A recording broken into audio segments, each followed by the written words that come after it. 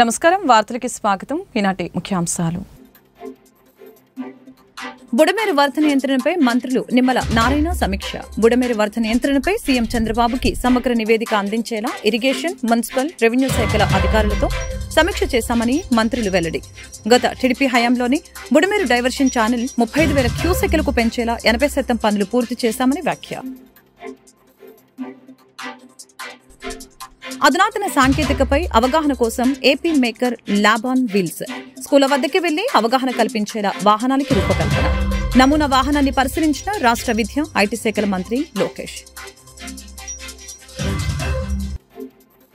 Revenue సమస్యలు పరిష్కరించడంలో ప్రజల సంతృప్తి చాలా ముఖ్యమని కానీ రెవెన్యూ సదస్సులు అర్జీల పరిష్కారంపై ప్రజలు సంతృప్తిగా లేరని మంత్రి అనకాని సత్యప్రసాద్ వెల్లడి రెవెన్యూ సదస్సులు ఇప్పటివరకు పరిష్కరించిన అర్జీల్లో సగం మంది ప్రజలు అసంతృప్తిగా ఉన్నారని వ్యాఖ్య బుడమేరు వరద నియంత్రణపై ముఖ్యమంత్రి చంద్రబాబు నాయుడు సమగ్ర నివేదిక అందించేలా ఇరిగేషన్ మున్సిపల్ రెవెన్యూ శాఖల అధికారులతో సమీక్ష చేశామని మంత్రులు నారాయణ రామానాయుడు చెప్పారు గత టీడీపీ హయాంలోనే బుడమేరు డైవర్షన్ ఛానల్ 35,000 క్యూసెక్లకు పెంచేలా 464 కోట్లతో టెండర్లు అప్పగించి 80% పనులు పూర్తి చేశామని చెప్పారు అధునాతన సాంకేతికపై AP maker lab on wheels సరికొత్త ఆవిష్కరణ చేసింది స్కూళ్ల వద్దకే వెళ్లి అవగాహన కల్పించేలా వాహనానికి రూపకల్పన చేశారు ఈ నమూనా వాహనాన్ని రాష్ట్ర విద్య ఐటీ శాఖల మంత్రి లోకేష్ పరిశీలించారు artificial intelligence robotics internet of things వంటి అధునాతన సాంకేతిక రంగాల్లో అంతర్జాతీయంగా వస్తున్న మార్పులపై విద్యార్థులు అవగాహన కల్పించేందుకు ప్రఖ్యాత సాఫ్ట్వేర్ సంస్థ ఇన్ఫోసిస్ సహకారంతో AP maker lab on wheels ని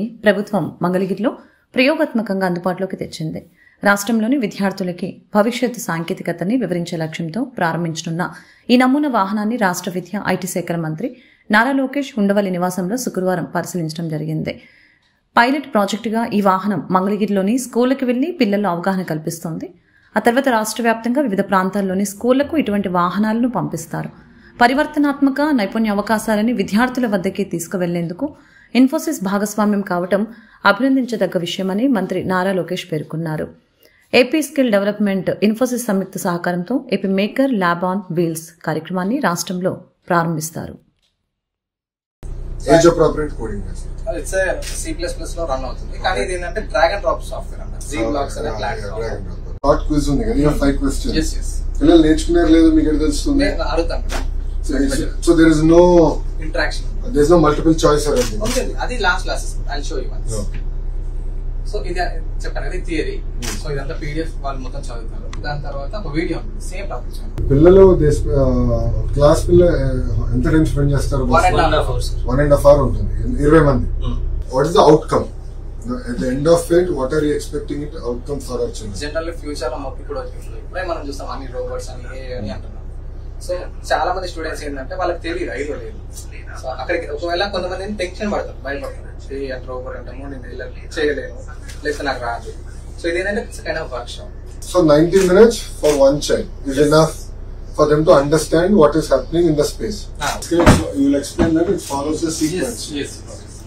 and they can change 5 seconds can be అది కూడా చెప్తాం మరి so 20 times then the program on this and then yes each school it is taking not less than 1 month 80 students per day complete అవుతుంది sir మనకి major schools ఇచ్చాం sir ఆ 3 schools చూడడానికి 3 months పడుతుంది సార్ మంగళగిరి పిల్లలు ఏం నేర్చుకున్నారు ఎంతవరకు పనికొచ్చింది వాళ్ళకి అనేది very very important asset is an asset for by Infosys or AP student కి ఎంత అర్థం ఏం అర్థం what is it that we have to test and we have to analyze understand it better మీరు మధ్య ఫీడ్బ్యాక్ తీసుకోవడానికి నేను చేస్తాను good రెవెన్యూ సమస్యలు పరిష్కరించడంలో ప్రజల సంతృప్తి చాలా ముఖ్యమని కానీ రెవెన్యూ సదస్సులో అర్జీల పరిష్కారంపై ప్రజలు సంతృప్తిగా లేరని మంత్రి అనకాని సత్యప్రసాద్ తెలిపారు రెవెన్యూ సదస్సులు ఇప్పటి వరకు పరిష్కరించిన అర్జీల్లో సగం మంది ప్రజలు అసంతృప్తిగా ఉన్నారని చెప్పారు 2016లో అసెంబ్లీలో తాను ప్రస్తావించిన 22A సమస్యకే ఇంతవరకు అధికారులు పరిష్కారం చూపలేదని ఆగ్రహం వ్యక్తం చేశారు ప్రజల అర్జీలను పరిష్కరించడంలో మొక్కుబడిగా పనిచేయడం మానుకోవాలని హితో పలికారు మహిళల విద్య కోసం సావిత్రిబాయి పూలే ఎంతో కృషి చేశారని సినీ నటి రేణు దేశాయ్ తెలిపారు సావిత్రిబాయి పూలే పలువురు మహిళలకి ఎంతో ఆదర్శనీయమని ఆమె జీవితాన్ని ఆదర్శంగా తాను తీసుకోవడం జరిగిందని తెలియజేశారు నా అకిరా గానీ ఆద్య టీచర్స్ కి అదే చెప్తున్నాను నాకన్నా ముఖ్యం మీరు ఉన్నారు బికాజ్ పిల్లలు మీతో ఉంటారు మీ దగ్గర నుంచి నేర్చుకుంటారు సాటర్డే సండే హాలిడేస్ వాళ్ళ పేరెంట్స్తో ఉంటారు. But the majority of the all the parents ఇప్పుడు నర్సరీ నుంచి we just give you like ఒక ముద్ద ఇస్తారు మీకు, ఒక మడ్ ముద్ద. And it is the responsibility of the teachers to shape that child into a responsible, educated and a sensible human being, because the time spent with you all is more than what they spent with the parents nowadays. And annitkana pedda villain mana society lo mana jeevitamlo ajnanam. So knowledge is important, and how the teachers give the knowledge. Because నాకు నా personal experience తో తెలుసు, కొన్ని teachers వల్ల నాకు కొన్ని subjects అస్సలు ఇష్టం ఉండేది కాదు, just because of the teacher. And కొన్ని సబ్జెక్ట్స్ ఇష్టం ఉండేది because of the teacher. So that is the importance a teacher has in a child's life. All of you here the teachers who are present here, especially the female teachers, because తల్లి తర్వాత మీరే, ఆ level importance ఉంది మీకు.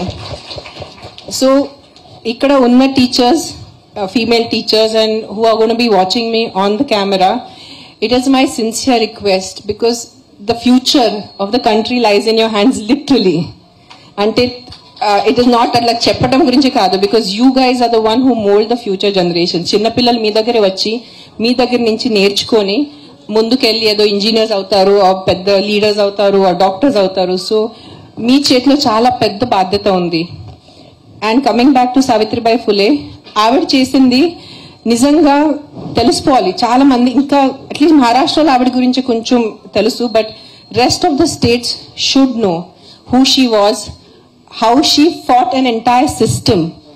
It was not just the Britishers but an entire cost system ఆవిడ fight చేసి సొంతగా first ముందు టీచర్ అయిపోయి, and the first female school ఆడవాళ్ళ కోసం చదువు కోసం ఆవిడ స్కూల్ పెట్టారు.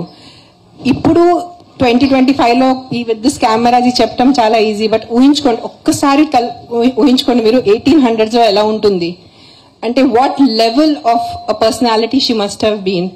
And again thank you sir for giving me this opportunity to be here on the stage to honour Savitribai Phule by talking about her. And thank you to the media for covering this event. And ఎంతమందికి తెలిస్తే అంతే తక్కువ, that is what I feel about her. Thank you. Devarapalli కష్టాల్లో ఉన్న రైతులు సంక్షేమం కొరకు 2009లో ఏర్పాటు చేసిన శ్రీరామ రైతు సంక్షేమ సంఘం 2024 సంవత్సరంలో మరణించిన రైతు కుటుంబానికి 5,000 చొప్పున 15 కుటుంబాలకు 75,000 రూపాయలు సగం పెద్దలు అందజేశారు. అలాగే ఈ సందర్భంగా శ్రీరామ రైతు సంక్షేమ సంఘం ఫౌండర్ కేవీ రమణ మాట్లాడారు. 100 కుటుంబాలతో 2009లో ప్రారంభించిన ఈ సంఘం ప్రస్తుతం 200 కుటుంబాలు ఉన్నాయని చెప్పారు. ప్రతి నెల 1వ తేదీన 200 కుటుంబాలు ఒకే దగ్గర కలుసుకొని వాళ్ళ కష్ట నష్టాలు మాట్లాడుకుంటూ ఉంటారని చెప్పారు. ఈ 200 కుటుంబాల వ్యక్తులు ఒక్కొక్కరు నెలకు 100 రూపాయల చొప్పున ఈ సంఘంలో పొదుపు చేస్తారని అన్నారు. రైతు కుటుంబాల్లో ఎవరైనా మరణిస్తే ఆ వ్యక్తి దహన సంస్కారాలు కూడా చేసుకోలేని పరిస్థితిలో ఉన్న కొన్ని కుటుంబాలను చూసి 2012లో కలిగిన ఒక ఆలోచన ఈ బెనినెంట్ ఫండ్ స్కీమ్ అని ఆ మరణించిన వ్యక్తి దహనం సంస్కారాలకి నిమిత్తం 5,000 రూపాయలు ఆ కుటుంబానికి అందజేస్తున్నట్లు తెలిపారు. రైతు కుటుంబంలో ఎవరు మరణించినా 5,000 రూపాయలు ఇస్తామని, మరణిస్తే దహన సంస్కారాలు ఎలా జరుగుతాయి అన్నటువంటి ఆలోచన బాధ ఏ ఒక్క రైతులో ఉండకూడదని కార్యక్రమం జరిపించడం జరుగుతుందని చెప్పారు. ఇప్పుడు ఇస్తున్నటువంటి డబ్బును పెంచే ఆలోచన కూడా సంఘం సభ్యుల్లో ఉందని అన్నారు. కార్యక్రమం అనంతరం కేక్ కటింగ్ లో రైతులంతా న్యూ ఇయర్ సెలబ్రేషన్స్ జరుపుకున్నారు. కార్యక్రమంలో ప్రెసిడెంట్ కోటన రామునాయుడు, సెక్రటరీ అవతారం, వైస్ ప్రెసిడెంట్ గవిరెడ్డి, దేమున్ నారాయణ సింహ 200 కుటుంబాలకు సంబంధించినటువంటి రైతులు పాల్గొన్నారు. మోదీ తన కోసం ఏమి నిర్మించుకోలేదన్న విషయం ఈ దేశ ప్రజలకు తెలుసు అని, కానీ పేద ప్రజల కోసం మాత్రం 4 కోట్ల ఇళ్లు నిర్మిస్తున్నట్లు ప్రధాని తెలిపారు. ఢిల్లీలో జరిగిన ఒక కార్యక్రమంలో ఆయన మాట్లాడారు. నేను కూడా అద్దాల మేడ కట్టుకునేవాడిని అంటూ ఆమ్ ఆద్మీ పార్టీని ఆయన విమర్శించారు. ఇటీవల నిర్మించిన ఢిల్లీ సీఎం నివాసం కోసం భారీ మొత్తంలో ఖరీదైన వస్తువుల్ని వాడారు. దానిపై ఆరోపణలు వస్తున్నాయి. పబ్లిక్ వర్క్స్ శాఖ రిలీజ్ చేసిన ఇన్వెంటరీని విస్తుపోయే లెక్కలు ఉన్నాయి. సీఎం బంగ్లా కోసం చాలా హై అండ్ ఎలక్ట్రానిక్ వస్తువుల్ని వాడినట్లు ఉంది. దీంతో బీజేపీ ఆమ్ ఆద్మీ మధ్య రాజకీయ వేడి చెలరేగింది. यमुना नदी अभी मैं ये स्वाभिमान फ्लैट के लाभार्थियों से बात कर रहा था यहां आने से पहले, तो ज्यादातर वो इस उत्तरी क्षेत्र के रहने वाले थे. तो मैंने उनको पूछा छठ पूजा कैसी रही.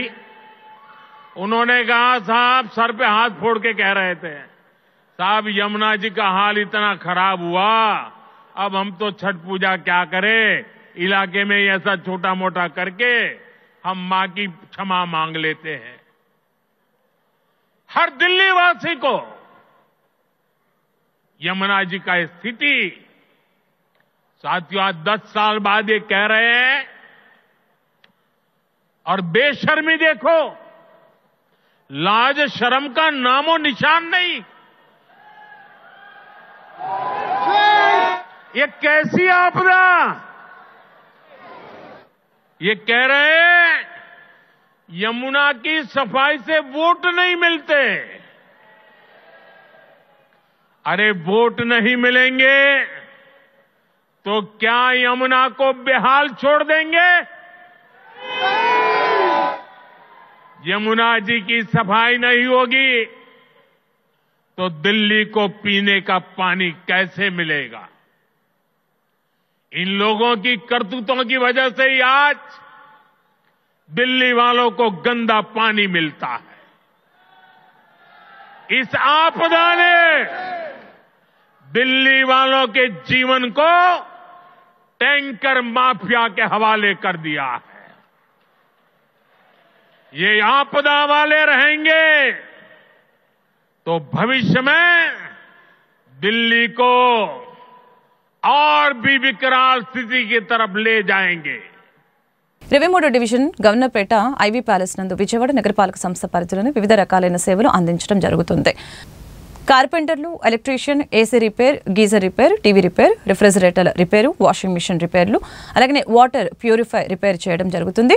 పెయింటర్స్, బ్యూటీషియన్ అంటే పురుషులు, స్త్రీలు కూడా మొదలగు సేవలు అందించే వారిని గుర్తించి నైపుణ్య శిక్షణ మరియు అలాగే సాంకేతిక పరమైన శిక్షణ ఇచ్చి సర్టిఫికేట్తో పాటు అర్హత పొందిన వారికి హోమ్ ట్రయాంగిల్ సంస్థ ద్వారా వీరిని ఆన్ బోర్డు చేసి జీవనోపాధి కల్పించడం జరుగుతుంది. కార్యక్రమంలో division corporator, TDP floor leader Nellipandla Balaswamy పాల్గొన్నారు.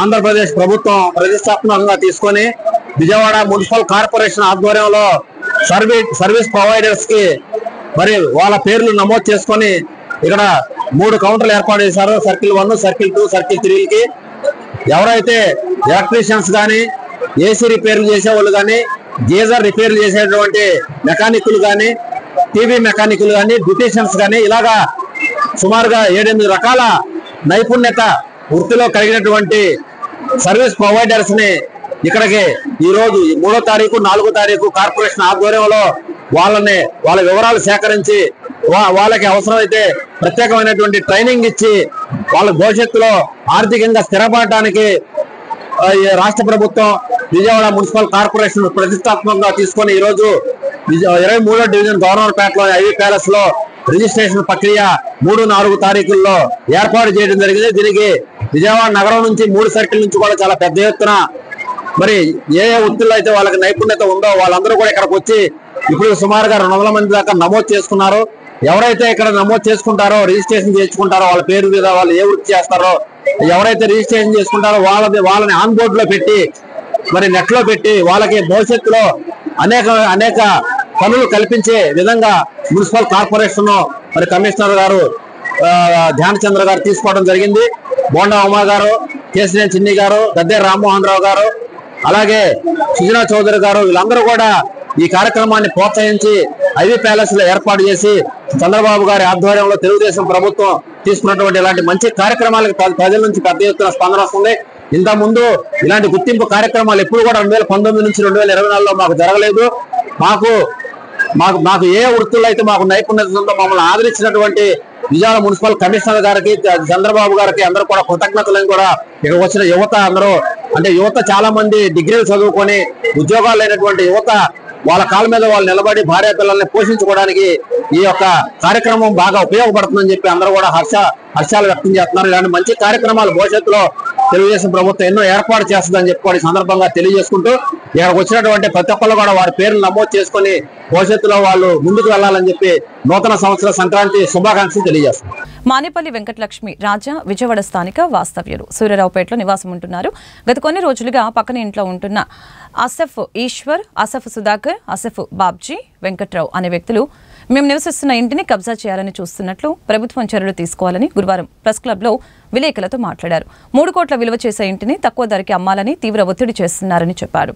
ఇంటికి అద్దెకు దిగిన వారిని కూడా భయభ్రాంతులకి గురి చేస్తున్నారని, అద్దెకు వచ్చిన వారు కూడా ఖాళీ చేసి వెళ్లిపోతున్నారని, ఎవరు కూడా భయపడి అద్దెకి దిగటం లేదని చెప్పారు.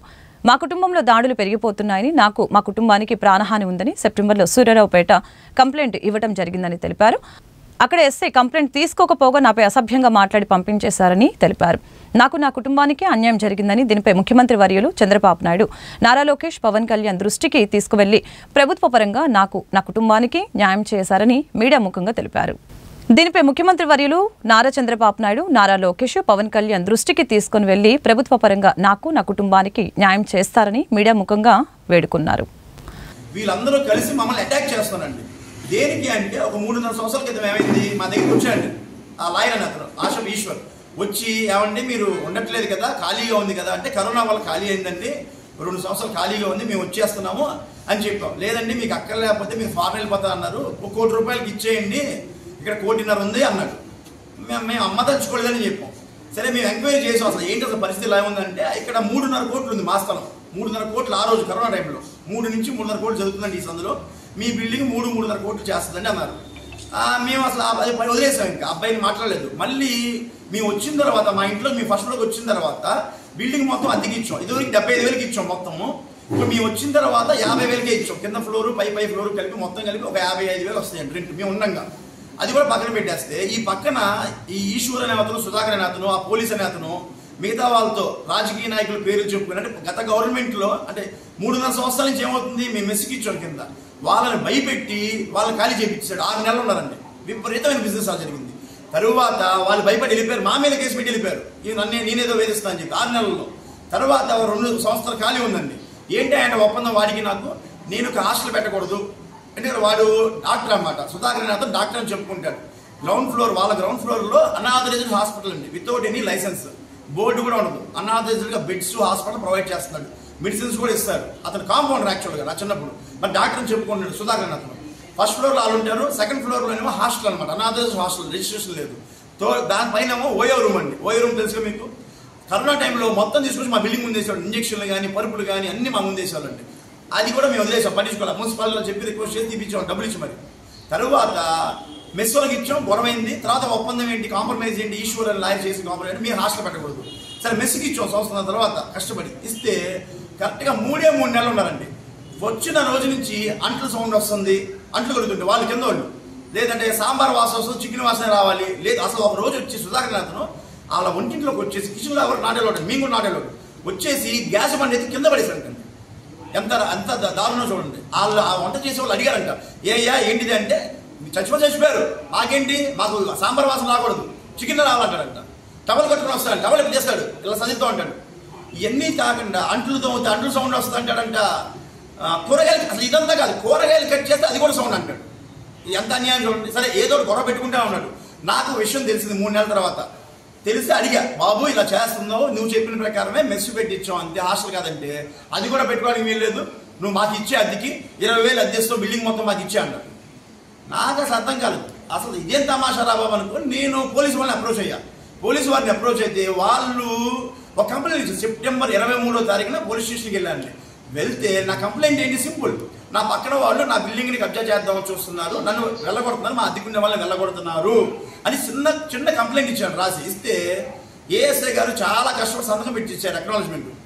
కానీ ఏమైంది, కొంచెంసేపు అయిన తర్వాత మా ఇంటికి వచ్చి ఫస్ట్ ఫ్లోర్లో మేము ఉంటే, మా ఇంటికి ఏది ఏఎస్ఐ గారు పేరు గుర్తులేదండి, ఆ టైంలో ముసలాయన పెద్ద ఆయన, ఏఎస్ఐ గారు ఒక 8 మంది బృందంతో వచ్చి మా ఇంటి ఫస్ట్ ఫ్లోర్కి వచ్చి, వితౌట్ గర్ల్, అమ్మాయి లేదు, నోటీస్ లేదు, కంప్లైంట్ లెటర్ లేదు, ఏమీ లేదు, ఎఫ్ఐఆర్ కాపీ లేదు, పైకి వచ్చేసి నన్ను ఈడ్చుకుంటా, మా అబ్బాయి ముందు, మా అమ్మ ముందు, మా అమ్మాయి ముందు నన్ను ఈడ్చుకుంటా కొట్టుకుంటూ వెళ్ళాడండి.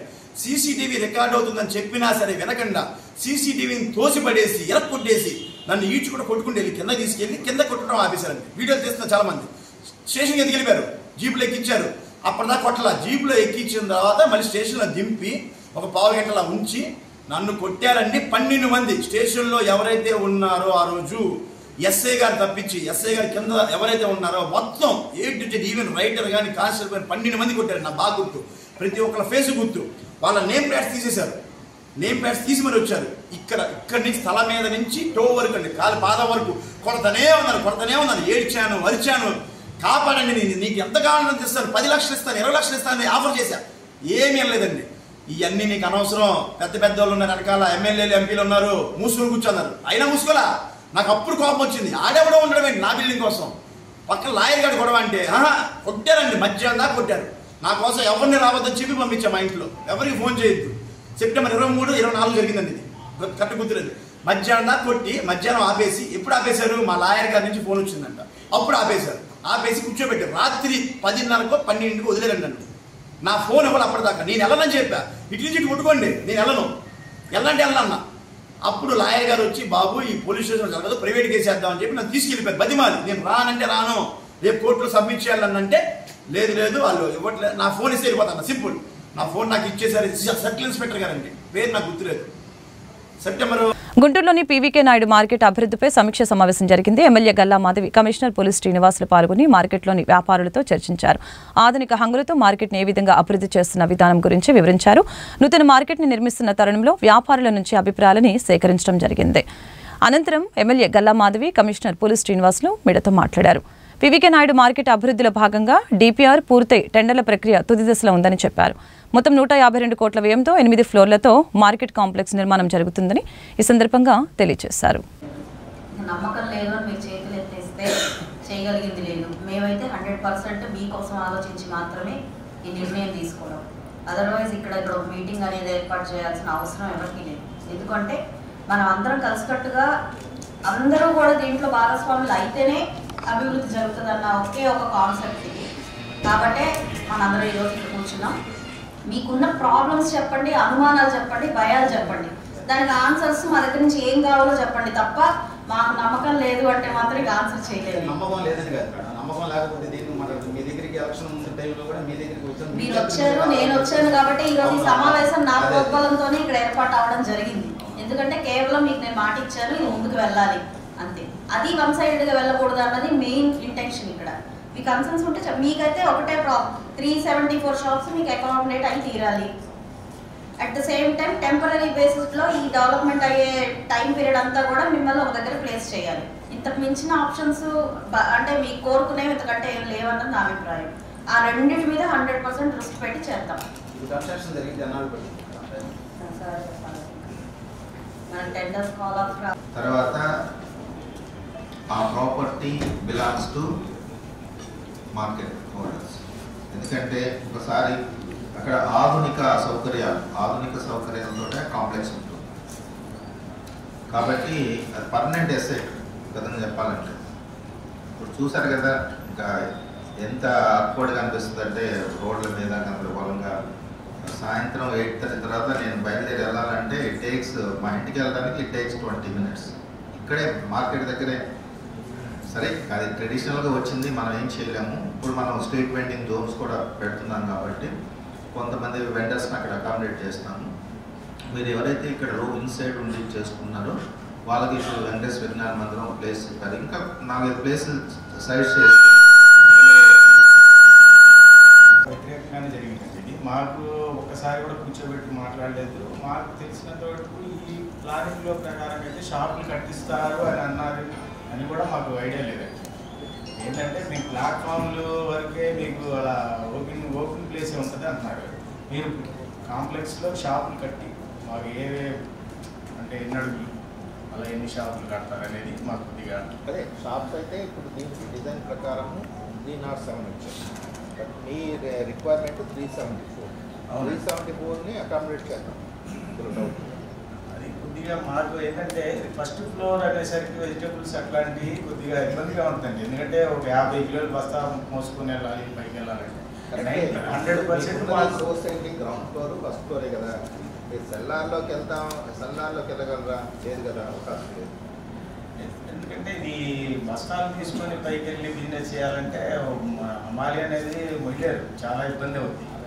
అది దృష్టిలో పెట్టుకొని అదమ్మా నేను అనేది ఉన్న సోర్స్ అవి పోనీ ఈ సోర్స్లో మాకు ఏ ఫ్లోర్ సూటబుల్ అని మీరు చెప్పండి. మేము గ్రౌండ్ ఫ్లోర్ మ్యాక్సిమం మాకు గ్రౌండ్ ఫ్లోర్ అయితే గ్రౌండ్ ఫ్లోర్ అంతా మీకోసం పెట్టాం. అవునవును. ఇప్పుడు కమర్షియల్ అన్నారు కదా, అది కూడా కమర్షియల్ అవసరం అయితే అది కూడా షిఫ్ట్ చేసుకుందాం. ఫస్ట్ ఫ్లోర్ అదంతా పంచాయతీ మీద అది తీసేసి 370 షాపులు రావచ్చు. పైన అంటే ఫస్ట్ ఫ్లోర్లో 46,836 స్క్వేర్ ఫీట్స్ అంటే ఎవ్రీ ఫ్లోర్ అంతే. వార్తలు ముగించే ముందు ముఖ్యాంశాలు మరొకసారి. బుడమేరు వరద నియంత్రణపై మంత్రులు నిమ్మల నారాయణ సమీక్ష. బుడమేరు వరద నియంత్రణపై సీఎం చంద్రబాబుకి సమగ్ర నివేదిక అందించేలా ఇరిగేషన్, మున్సిపల్, రెవెన్యూ శాఖల అధికారులతో సమీక్ష చేశామని మంత్రులు వెల్లడి. గత టీడీపీ హయాంలోని బుడమేరు డైవర్షన్ ఛానల్ 35,000 క్యూసెక్లకు పెంచేలా 80% పనులు పూర్తి చేశామని వ్యాఖ్య.